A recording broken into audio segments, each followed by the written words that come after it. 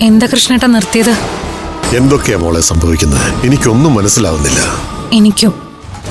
ഇന്ന് അഖിലെ ആകാശം വന്നപ്പോ എന്ത് സന്തോഷമായിരുന്നു എല്ലാവർക്കും. അത് കഴിഞ്ഞു തുടങ്ങിയ പ്രശ്നങ്ങളാ.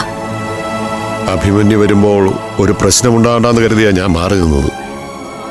കുറെ കഴിഞ്ഞ് ആളുകൾ പറഞ്ഞ പഞ്ചരക്തത്തിലെ പ്രശ്നങ്ങൾ അറിഞ്ഞത്. ഞാൻ ഓടി വരുമ്പോഴേക്കും പഞ്ചരക്തം അടച്ചു പൂട്ടിയിരുന്നു. ചന്ദ്രൻ സാർ ആശുപത്രിയിലാണെന്നറിഞ്ഞ് ഞാൻ ചെന്നിരുന്നു. പക്ഷെ അവിടെ മുഴുവൻ പോലീസായിരുന്നു.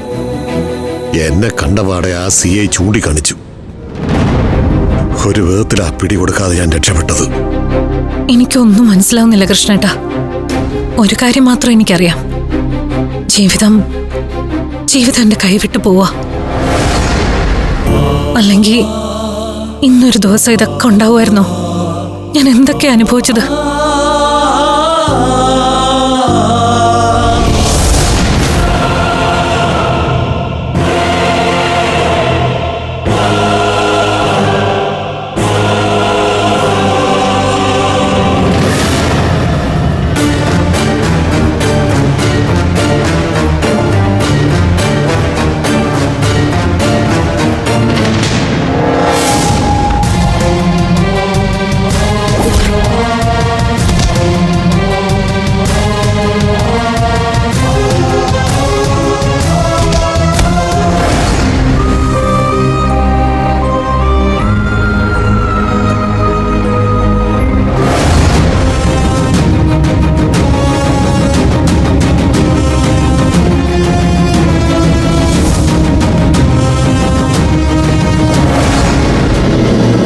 നല്ല ക്ഷീണമുണ്ട്. കുറച്ചു നേരം ഒന്ന് ഉറങ്ങിക്കോളൂ. തളർച്ചയുണ്ടെന്നേ ഉള്ളു കൃഷ്ണേട്ടാ. ഉറക്കം വരില്ല. കണ്ണടച്ച് കിടന്നാ മതി. ഉറങ്ങിക്കോളൂ.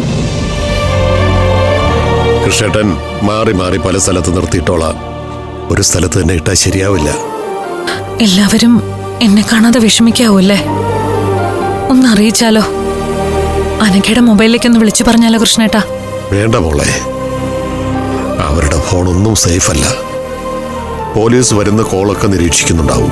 അല്ല, അതിന് എന്റെ ഫോണിൽ നിന്നല്ലല്ലോ, കൃഷ്ണേട്ടന്റെ ഫോണിൽ നിന്നല്ലേ വിളിക്കുന്നേ? അത് എന്റെ ഫോണിൽ നിന്നായാലും കുഴപ്പമാവും. മോൾ എന്റെ കൂടെ ഉണ്ടെന്ന് കലാവതിക്കും മഹേന്ദ്രനും അറിയാം. കാറ് നഷ്ടപ്പെട്ടത് മുതൽ എല്ലാ കാര്യങ്ങളും അവർ പോലീസിൽ അറിയിച്ചിട്ടുണ്ടാവും. വെറുതെ റിസ്ക് എടുക്കണ്ട. എങ്ങനെയെങ്കിലും അവരെ ഒന്ന് അറിയിച്ചേ പറ്റൂ. അല്ലെങ്കിൽ എന്നെ അന്വേഷിച്ചാലെയോ അവര്. എങ്ങനെയാ മോളെ അറിയിക്കുക?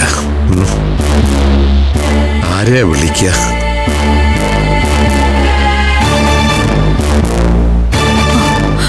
അത് നമുക്ക് അച്ഛൻ്റെ ഫോണിലേക്കൊന്ന് വിളിച്ചാലോ?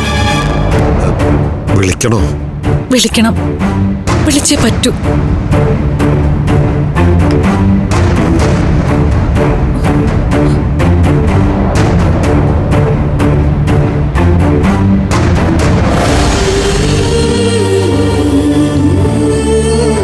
അബേട്ടാ, അച്ചുവാ വിളിക്കുന്നേ. അമൃതേച്ചി സേഫായിട്ട് കൃഷ്ണേട്ടന്റെ കൂടെ ഉണ്ടെന്ന്. ആണോ? ഹലോ അച്ചു.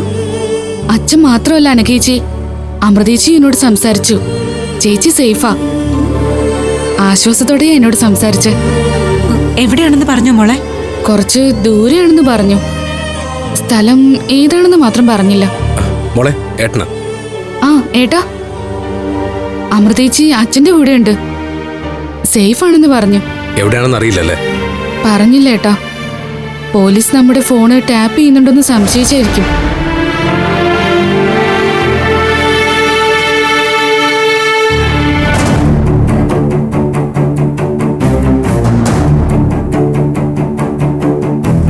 ശരി.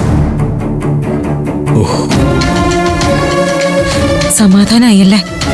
തൽക്കാലത്തേക്ക് അത്രേ ഉള്ളൂ.